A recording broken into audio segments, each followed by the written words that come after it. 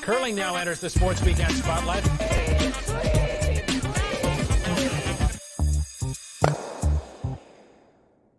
Hi again. Good evening, curling fans, and hello to you, Colleen, in the newsroom. Look, Right, you're a Devin. hard worker. I'm here in the Nova Scotia newsroom. You're up in the CBC Sports broadcast booth. That's right. Hello. Happy December 1st. I know we had a bit of a break. I was in Florida. I was in Whistler. I was in the swimming pool. I was not in the bobsleigh. Right. Thank but we're goodness. back. Person could hurt themselves, right? Exactly. I love December 1st. It's my birthday month. So, and today's the day you get to start opening that calendar, the advent calendar with the hidden chocolate. Love this time of year. That's right. And it's a big anniversary, isn't it? It is a big anniversary. And of course, it was yesterday, 25 years ago, Sandra Schmirler, the curler from Bigger, Saskatchewan, making the shot, probably one of the most iconic shots ever in curling. Given the pressure, given the moment, given the drama, to get to play in the very first Olympic Games where curling was debuting as a medal sport. And such tension. No kidding. Glory days of Saskatchewan curling. Well, no kidding. Of course, Schmirler and that unforgettable team, Marcia. There's absolutely no room for error here. No, Jones, this is in the Keystone Center in Brandon, Manitoba. Call You Were There, part of the broadcast team with Don Whitman and Don Duguid. Here's the shot. Here's the call. Love it. No. Close. Whoa. How love to hear close. To be. I just love this. Gives me goosebumps just watching it. She knows she's got it made. Oh! Yes. So don't forget, she had just given birth to a baby a couple of weeks earlier too, right? Well, and what I think a lot of people forget about this, Paul, is this was only in the seventh end. So I think we get audio of Jan Becker calming everybody down. Let's take a listen. Boy, oh boy, what relief on the face of Sandra Schmirler. Okay, let's cut back to the Great call by Jan Becker. Great throw by Sandra Schmirler. And look at the result. Okay, take a deep breath. Right on the nose. Take a big It breath doesn't get any better indeed. than that. I visualize it. I saw it. Okay. And you know what? You see That right may be there. the shot She of the knows week she's won the at these game. Olympic trials. Still a lot of curling left, but keep in mind this is before free guard zone. Wow. So this team was such, the number of times this team could hit. No. Man, they settled down and they just played so well the rest of the way. But whoa, it still gives me goosebumps. I know. I got my hairs on edge here too. And listen, of course, being from Saskatchewan, that shot, that team made me fall in love with curling, made me fall in love with the Olympics because the rest is history. That team won 3 Scotties, 3 World Championships, Olympic gold, an unblemished international curling record. One last thing about that shot call. I'd love your thoughts on this. She didn't overthrow it. That's one thing that I found fascinating about it. Not a ton of weight. It was so in control. I love the weight call on that shot as well. Yeah, love the weight call, but and it also she threw it clean. Like she knew it was close right from out of her hands, and it's just it's why she's so legendary. I mean, that shot, her reaction, her joy, coming back after delivering a baby and in the most pressure-filled game. I mean, everybody wanted. All of the curlers back then wanted to be the team to go to the very first Olympics. It's historic. Okay. And it's just cemented her place in history forever as the GOAT, really. Well, the Canadian Sports Hall of Fame tweeted just before we came on the air call saying, words that come to mind when you talk about the Schmirler foursome: sisterhood, soulmates, and friendship. What you saw on the ice is what you got off the ice, and they felt like your neighbor in a lot of ways. Yeah, no kidding. And we've sort of lost that in curling, haven't we? A few teams are from the same town, go practice together, take their kids outings together. They were just such a unit. And that part of the game we'll probably never see again. No kidding. Except Glenn Howard's team. I think they're still in the same, and we've got Brendan Bottcher later. But hey, we recreated the shot, didn't we? Yeah, so we last year at the Olympic trials, full circle moment in Saskatoon, we went on the ice. You threw the rock. I don't know what I was doing, but you were throwing the rock, try to recreate this Schmirler shot. Then we're going to go to Bottcher and ask him how hard this shot is. But see how old he was when it happened. Right. 2.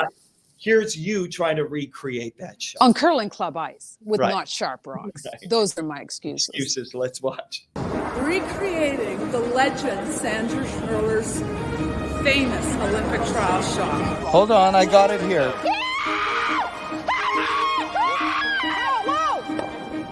What a shot! That is an Olympic curling shot. Could take me a few takes. Don't hit me. Okay, this is a little center. This should be. I think that red could be up a little bit this way. Sandra only got one crack at it. See how hard this shot is.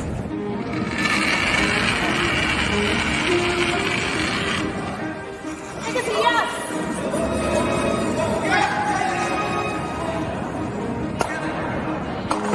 I need to make a curl, Deb.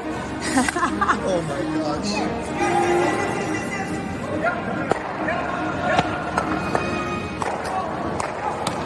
We are so close. This is a 1. Watch.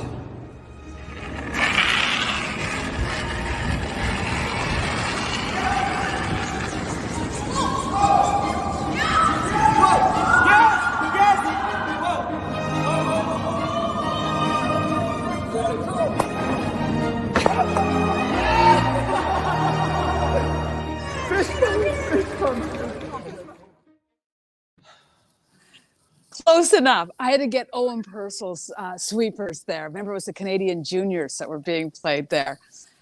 Third time was a charm, kind of. Never made it perfect. She had to be Never perfect. made it perfect. One take. Let's bring in Brendan Bottcher to see what he thinks of all of this shenanigans. And how old was he when Sandra Schmirler's shot was made? Hi, Brendan. Nice to see you. How's it going? It's going well. How old were you when Sandra's shot that roared so loudly for the curling community happened? Well, Too that was young to know? 25 years ago. 25, yeah. years. So I was probably 5 or 6. Okay. Had you started curling then? No, I didn't start till I was 10. Okay, awesome. Uh, Such a moment. Just some thoughts on that shot, Brendan, and then we'll get down to business. But it had to be perfect, as we saw with Colleen and I try to recreate that. Yeah, I'm smiling just watching it. It's going to always be one of those iconic shots. I think all of us that are involved in the sport watch that again, and it just can't help but smiling at the end of it. It's just pretty cool all around. And just her reaction to it just spoke so loudly. And yeah, it was just awesome. I think, Devin, you just needed to be a little more invested in some of those line calls. And Yeah, really. Thank you, Brennan. Thank you. Right, like you bringing the same level of passion to the line calls. I thought he missed it too, Brennan. There's Was always it just someone me? to blame, right, Colleen? Yeah, there is always. But when I watch that shot, I know I've mentioned this before, but sometimes to win, it just requires a little magic too. And that turning point to capitalize, to throw it well under such pressure, to go to the first Olympics. Like, what's been that moment for you so far in your very young career?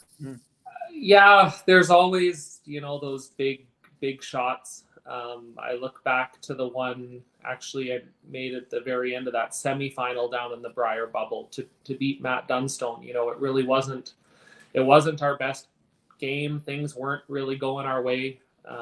And you have a shot to win kind of out of left field. You make it, you end up, in our case, in your 4th Briar final in a row.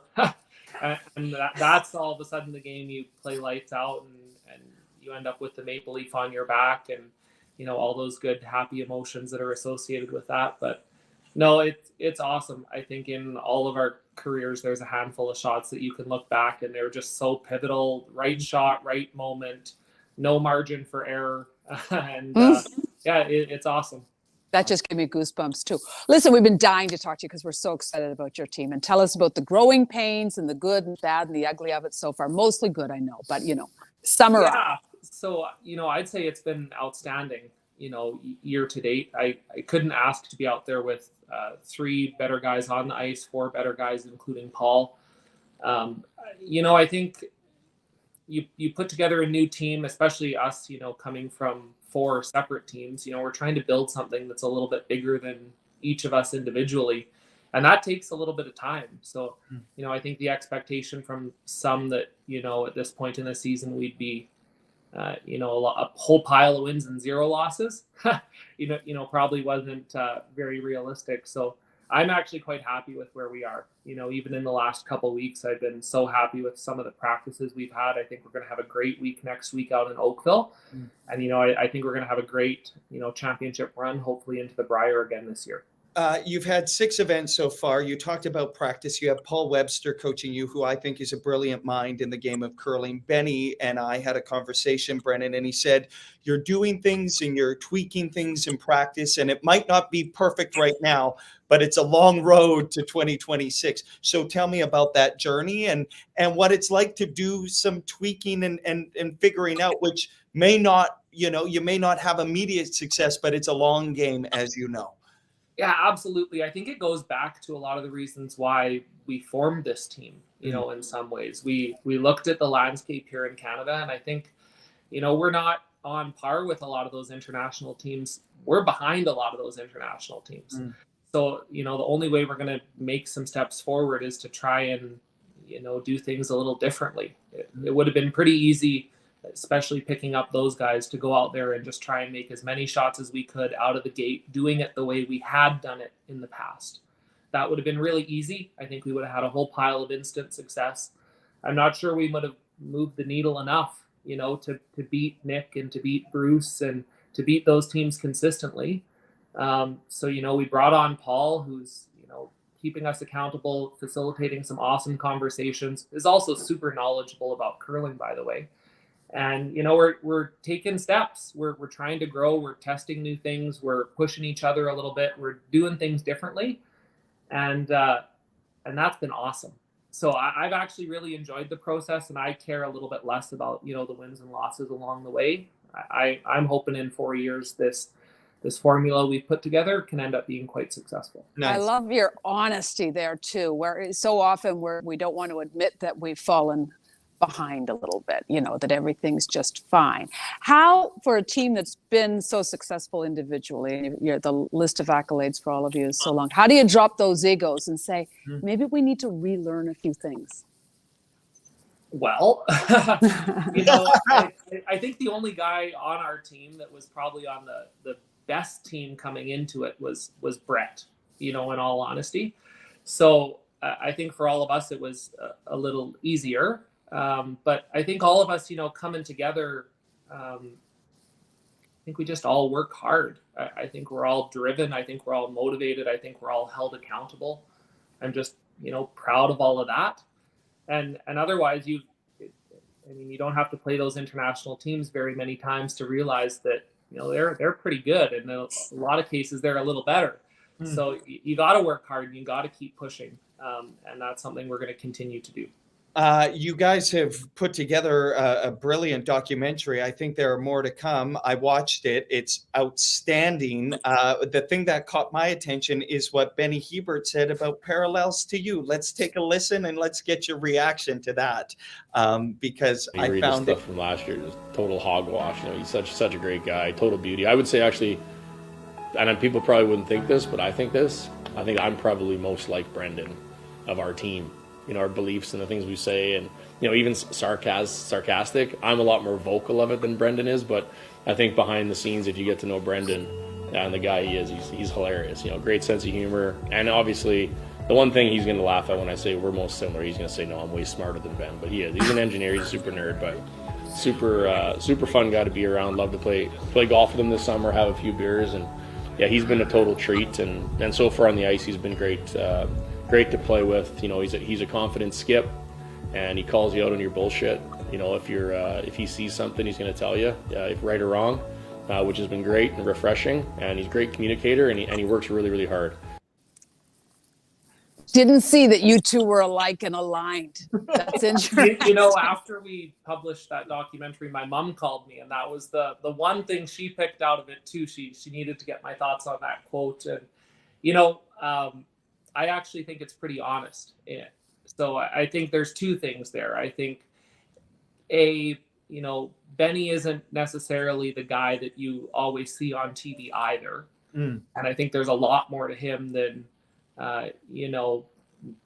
Maybe the world has chalked it up as, and I do think we think about things, quite similarly. He might say things a little bit different than I would say them, but I think if we drill down, to the root of what it is we're trying to say, more often than not, we're probably on the same page.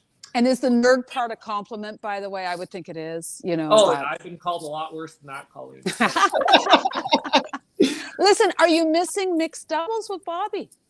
I am. It was so cool what we were able to do together. I think that was the special part.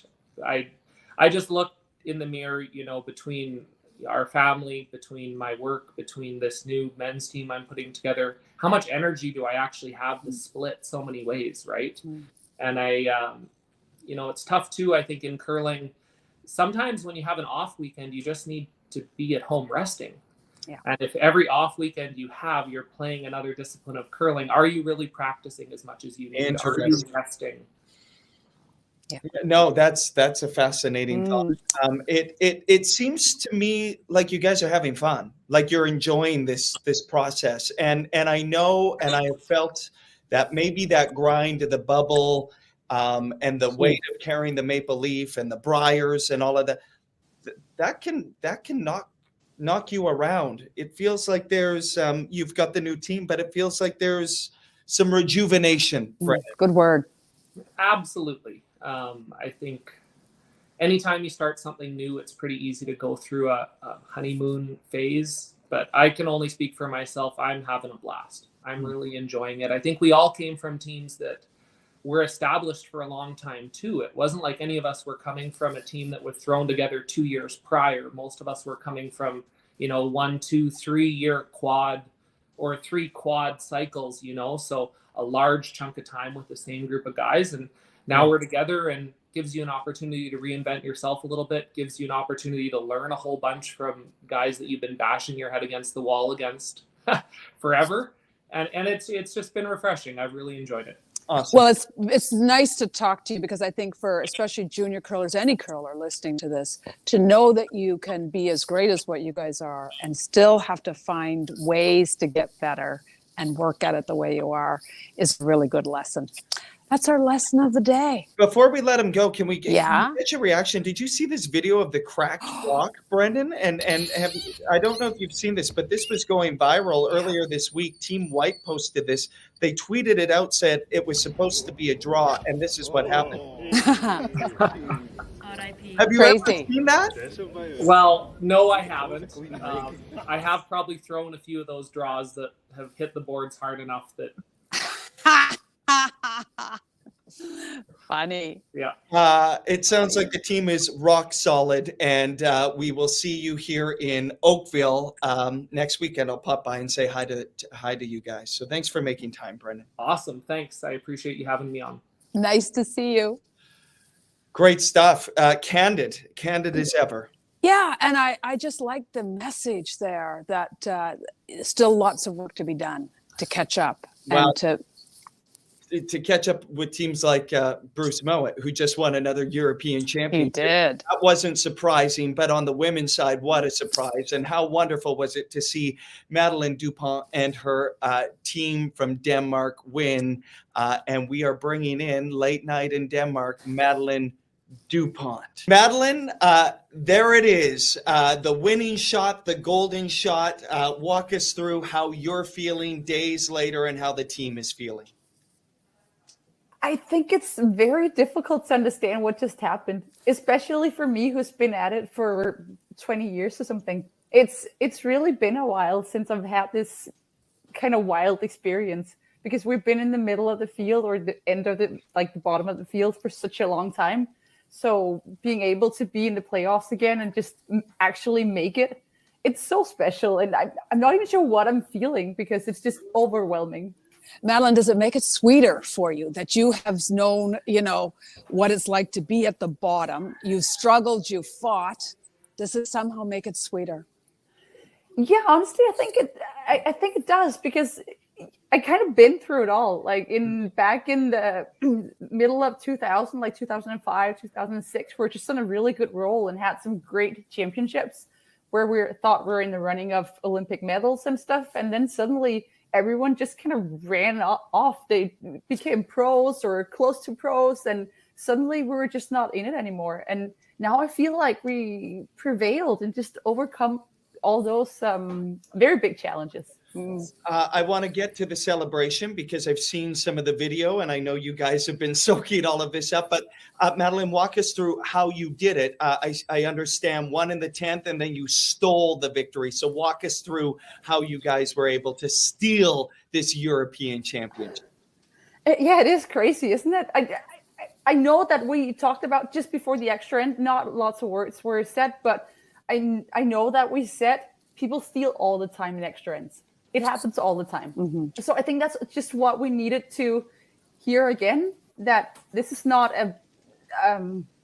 it's not like once in a million this thing happens. It happens all the time. And to be honest, I think we're a little lucky in the extra end. They just missed something they wouldn't usually do, but maybe it's the pressure or the expectations. I'm not sure. It's very disappointing to just only get 1 in the 10th, but just getting over it quickly, I think that's what helped us. We're like, okay, that's it. We're done. And now we're moving on. Let's get another one. I love that. And, sometimes to win, the magic goes your way, I always say. But listen, I remember you at the Olympics last year and your frustration in the mix zone. I think you had that combination look of tears of frustration and anger. You had lost so many 1-point games at the Olympics. What did you say to yourself after the Olympics to make you just, we're better than this and we can do this? That's a very good question. I can't remember what I said, but I've known all along that we're better than this. We're better than 9th and 10th and whatever at the Olympics. But the field there is so strong. There are no walkover games. There are no oops, I won that just because I was lucky. That just doesn't happen. You have to be so good all the time, and not just for a weekend, but for 2 weeks.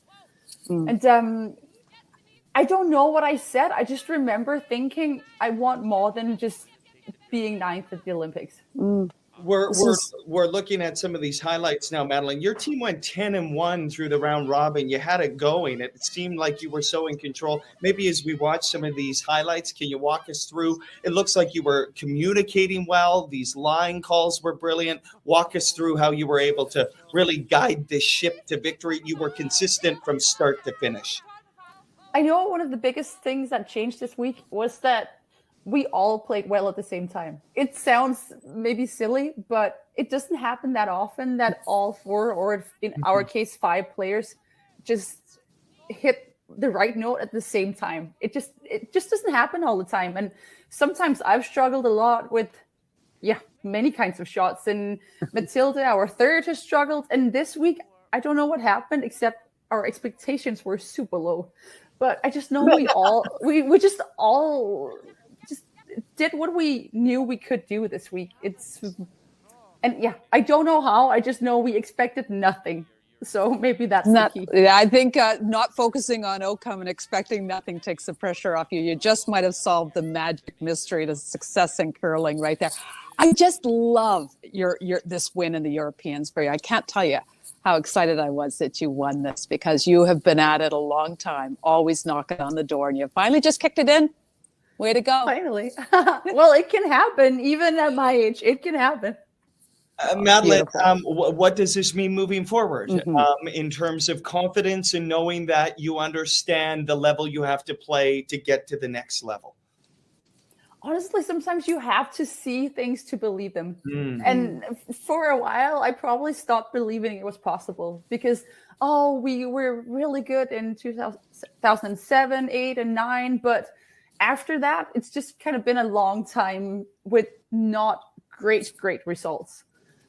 So it helped a lot for me to see that we can actually do that. It's not just whenever people say like, oh, what happened? Or like, how does it feel? It's just, for me personally, it's so good to know that I'm not only been telling myself for 10 years that we're good enough, we can beat these teams. Like now we can actually beat them.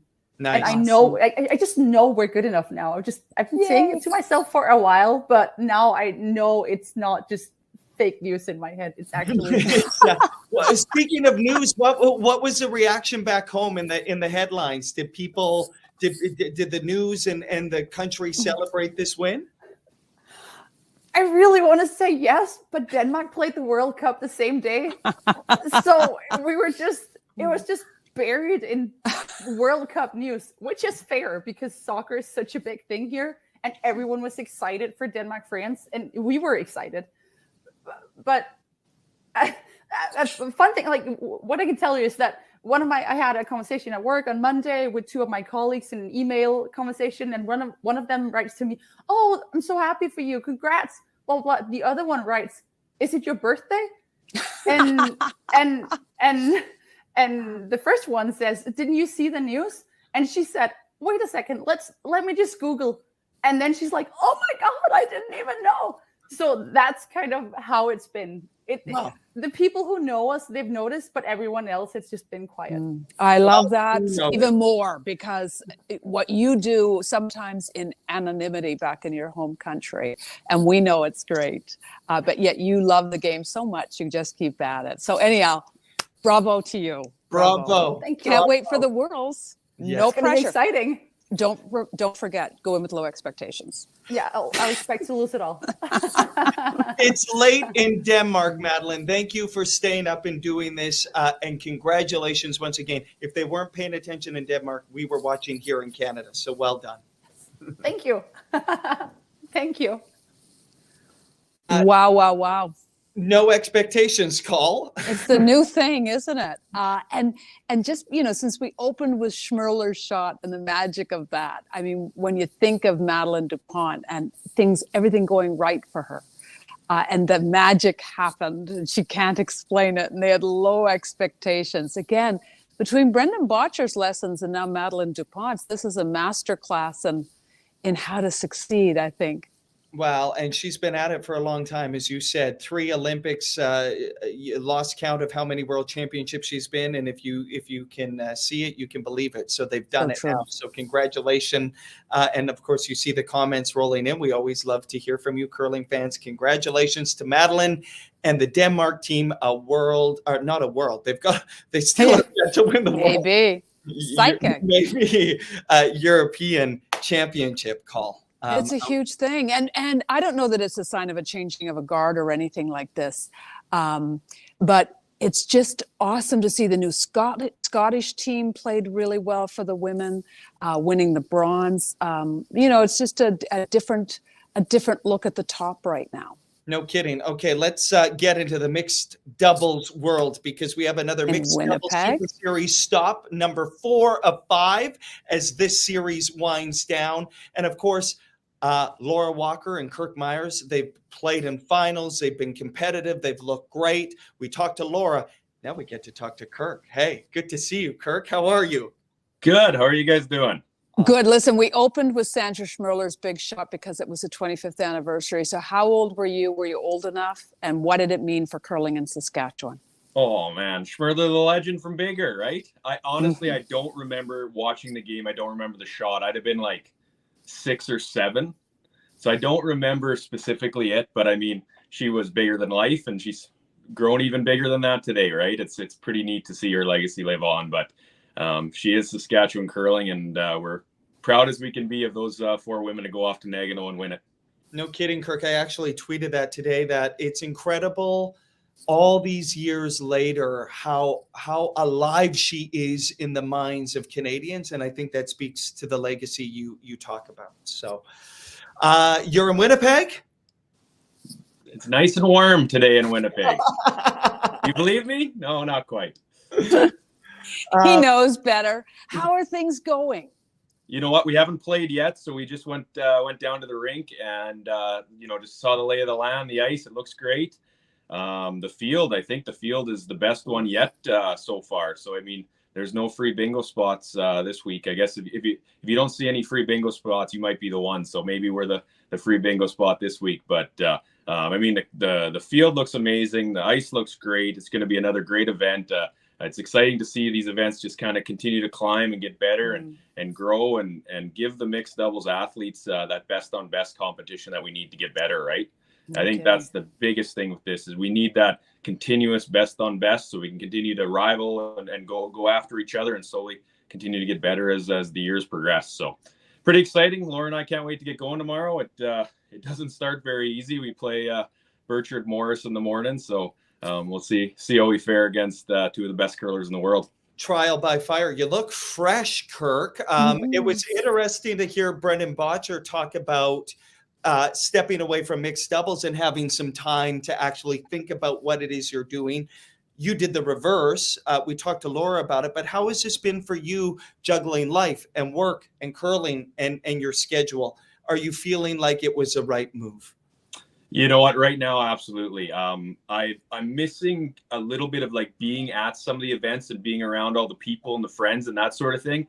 I have not missed being on the ice once yet in men's competition. So, Laura and I are working really hard and we're trying to do the right things in the mix and we're playing quite a bit too. So I think that doesn't really give you a lot of time to think about it. But I'm enjoying being a fan of watching the men's and women's game and I'm enjoying playing the mixed. I mean, it gives me that competitive juices that you want. And I've found that it can allow me to focus. The last few years I've been, 1 foot in mixed, 1 foot in men's and women or men's. And, you just kind of flounder. And honestly, I wasn't playing as good as I wanted to. I wasn't practicing as much as I wanted to. And, Colleen, you'd know this. If you aren't doing the things you want to do, you kind of lose a little bit of your soul a little bit. And this year I've found that, we know exactly where we want to go. We know exactly what we want to do. We know exactly where our focus is. And it's just given myself and, I think even Laura, I can't speak for her, but I think for Laura as well, that kind of renewed excitement for the game and that passion for wanting to get better and competing, right? Well, I think it was Malcolm, I don't remember who it was actually, who said, follow the signal, not the noise. And then you'll find your soul, right? What is the secret to your success that you've got with Laura? I think at the start, it was we were just having fun. We just kind of threw it together. We said, let's see what we can do. Let's enjoy it. And I think that was the big part. We were just enjoying being out there together.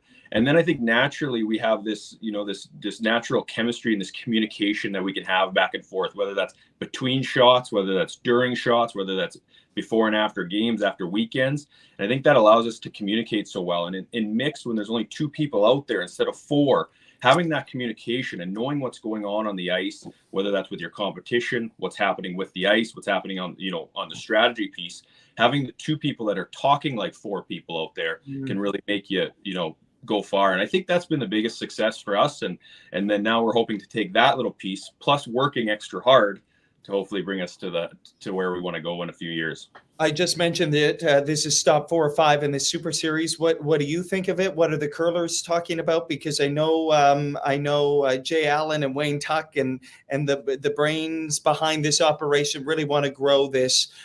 So this is 4 or 5, and then the big finale. Colleen and I are going to be coming. We're going. Yeah, we kind of buried the lead.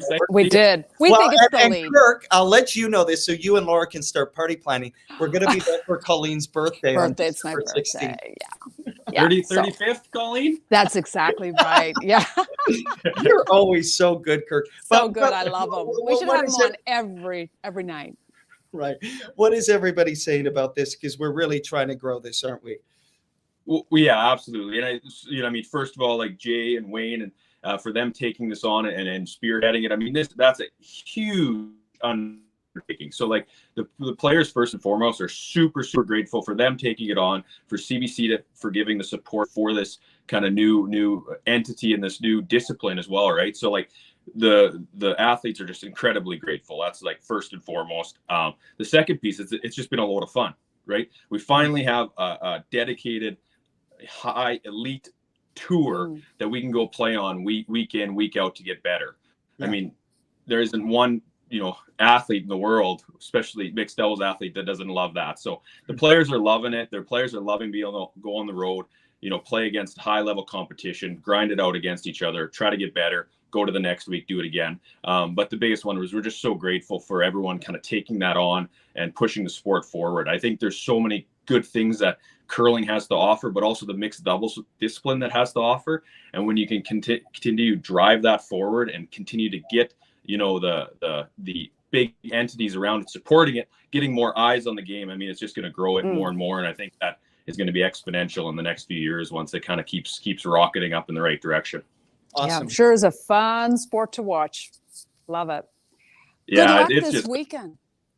Thank you very much. It's just a load of fun. Yeah, it's just a load of fun to watch, a load of fun to play. It takes an hour and a half. Like I just love it. So I like that part on deadline. It makes covering it a lot easier. Although live tweeting it, Kirk and Call, that's a little more difficult. I like the pace, the drama.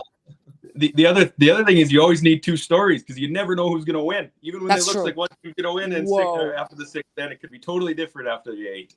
If you would have seen how many stories that live in my documents that have never seen the light of day because of twists and turns in the mixed doubles game. So true. That's how it goes.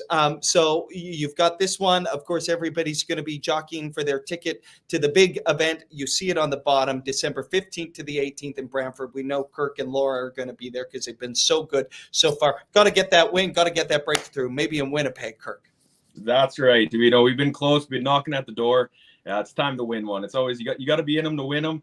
Now we know what it's like to be in them. Now we got to finish that off and become one of the few people that have won a Super Series in the inaugural year. So that's the goal for us this weekend. Awesome. Good luck. Thank you for this. Yeah, thanks for saying it was 35. Anytime. We'll have a beverage on it in Brantford.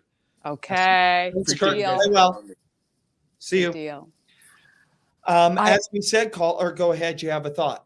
I don't, it's not deep thoughts, but I just love what he said about the fun and the joy. And I was lucky enough somebody sent a note to the newsroom and said, you've got to send Pauline to the Lunenburg Curling Club to shoot a story on Jean McKeel. And she was so awesome, 92. So listen, to all of the curlers out there, if you know of an older active curler than 92, make sure you tweet at us, and we need to see the active part, don't we? No kidding. Yes, it is for the young, it is for the old, and everybody in between. And I think we're going to watch that call to say goodbye to everyone. Before we do that real quickly, they did announce the men's worlds, and I think we have a graphic in Switzerland, Schaffhausen, Men's World Curling Championship in 2024. Wanted to get that in because that's where the next Men's World will be. But of course, it's in Ottawa in March.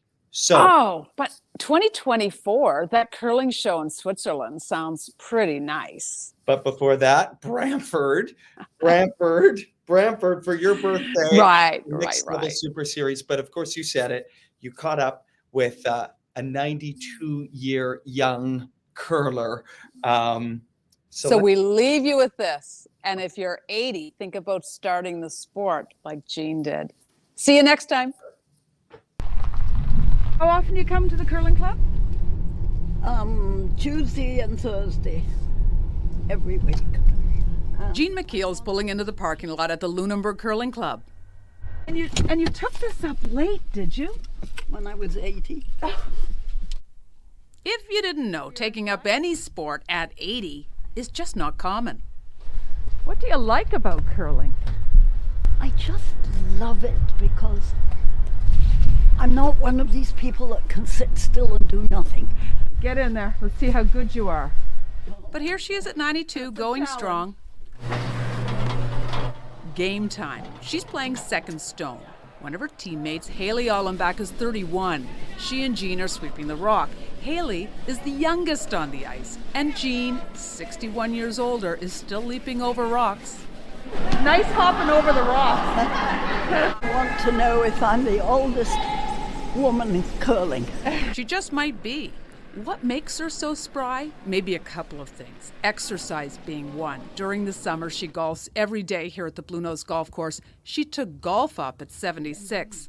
She also eats super healthy, even making her own kefir, which she swears is her elixir. But this takes you 10 minutes in the morning. Now, Jean used to have a traditional curling slide, but 2 years ago she took a nasty fall on the ice outside of the curling rink on an icy, snowy day.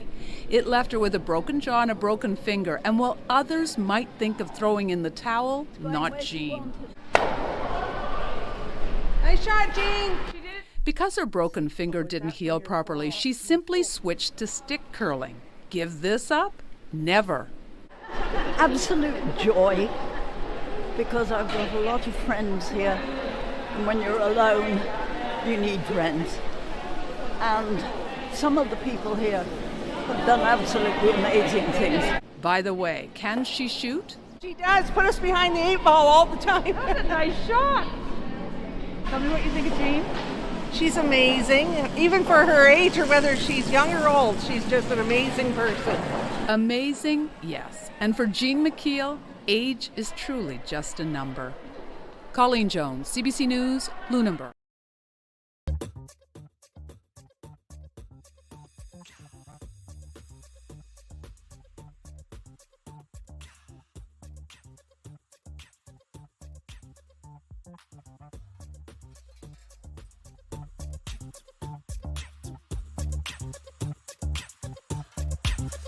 Thank you.